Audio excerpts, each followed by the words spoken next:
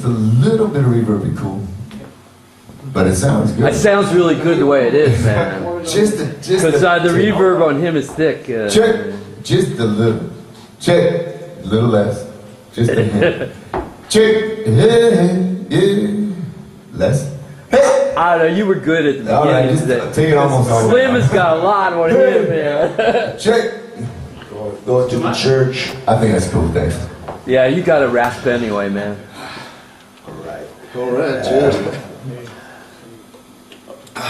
You got all the old masters down, but somewhere along the line you kind of discovered another way of playing harp that kind of stretched way beyond most traditional blues players.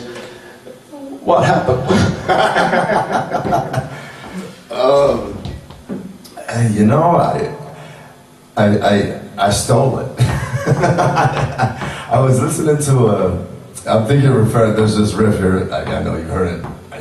You're always gonna do that riff, this one here. And then everyone's doing it. And then I'll just go.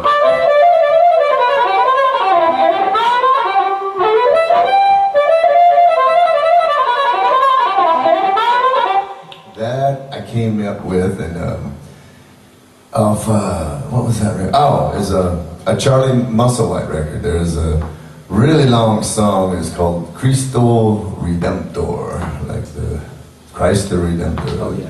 Cristo Redemptor, but it was in Latin, I think, the title. And there's only, I've gone back to that, and I can hardly find that. That only happens just one little second he did it. And I heard it, and you know, back then we had records and didn't even have tape yet, cassettes, and I was going back and forth trying to find that thing with the needle. I was going, where was that? And I finally found it, wore out that record, of course, but he did this thing like this.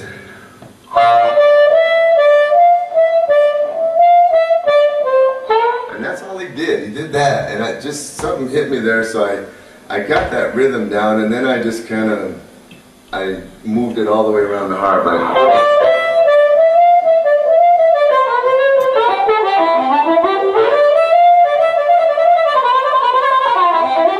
I slowed down, it's just like this.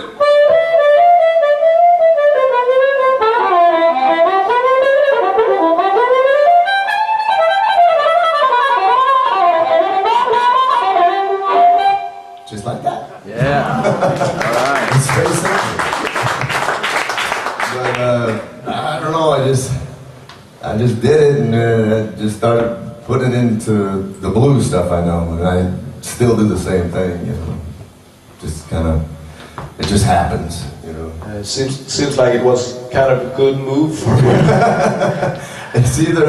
It's either a really hard riff or really useless, because I haven't heard no other harp players try and do it, so maybe it's real good. Maybe it's like that is such a useless riff, I don't even want to learn it. Or it's very difficult, I don't know.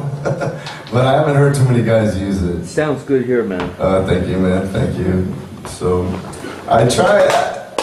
I'll teach it to anyone if they want, you know, but it's kind of like, you know, the harp players here know, it's all like rhythms with breathing in and out in different positions, and you know, I think anyone can do it. Yeah. Yeah, right. I went over the top away and was like crazy. Crazy in a good way, of course. I was kind of thinking that, did you ever had any influence from the jazz players like Charlie Parker or the bebop players that plays really fast too? No, I wasn't really into them. When I started playing sax, I was into like Junior Walker and King Curtis and Stanley Turrentine. Any of the jazziest I got was probably, you know, David Fathead Newman. He used to play with Ray Charles and Stanley Turrentine, because I wasn't good enough. And I mean, I tried. I learned all my 2-5-1, you know, 2-5-1 minor second progressions up and down the horn and everything, but I didn't feel it, you know, so it really didn't have an effect on my harp playing. That was just something I did, you know. But do you really think about approaching the harp in a different way from the sax? Do you think, now I'm playing harp, now I'm playing sax, or is it like a tool for expression but different? Pretty much like that. I've found as I've gotten better on both and knowing more about music, because at first I didn't really, to be honest with you, I didn't know too much about music. I just play. I didn't think where it was going and the changes. I can't believe I got away with what I got away with, to be honest with you. I just, one time Lee Thornburg said, "Did you know what you just did?" I said, "No." He said, "You got ears like this." I said, "Well, I hope that's a good thing." Because, now I've studied piano and changes and songs, and I play on piano some of the things I used to play with Rod, or the rhythmics, and not just simple blues songs, but changes, and I'm like going, oh, that's what they were doing, But in a way, it's cool, because sometimes now I find myself thinking a little more. And sometimes I have to get away from that because I'm thinking too much of what to play through the chords instead of just letting it happen. For me, the perfect blend is you know what's coming. But sometimes, it's good to be thinking about it. But now I think about changes more in the harmonica than I used to. I mean, I knew how to go from the 5 to the 4 or back to the 1 and so on. And I used to when I was a kid. I used theory a little more, which I highly recommend, because you'll be in a better position with your bandmates if you're playing the 4 on the 4, not on the 5. It's always good. Although you can say, I was going for that flat 7. That's my thing. What would you say is your greatest asset, or what is the cause of you being so successful as a sideman? Is it your great personality, without or a doubt, good my looks? looks and my personality, and my humble demeanor. No, but seriously. I don't know. I can see music. Could you give them some advice or explain why you've been so successful? I wish I could. I guess, I read somewhere luck. Believe me, a lot of people in LA think I'm the luckiest guy in showbiz, and I wouldn't argue with them. I've been very lucky, but someone wrote somewhere, and I don't know if I get this exactly right, but luck is when opportunity knocks, you're prepared. So always be prepared, be practicing, even though it looks like nothing's gonna come your way.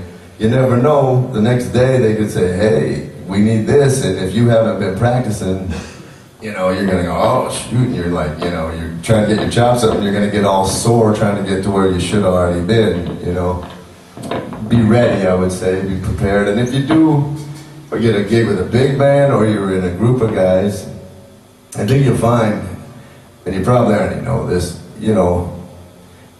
you like to be in a group with guys that play really good, of course, but if the guy's an asshole, you don't want to be there with him. Or if he's always complaining, or if, they're just no fun to be around when you're not playing, and when you're playing. It's that's a lot of the day, as y'all know, you're not playing. You're kind of hanging out together.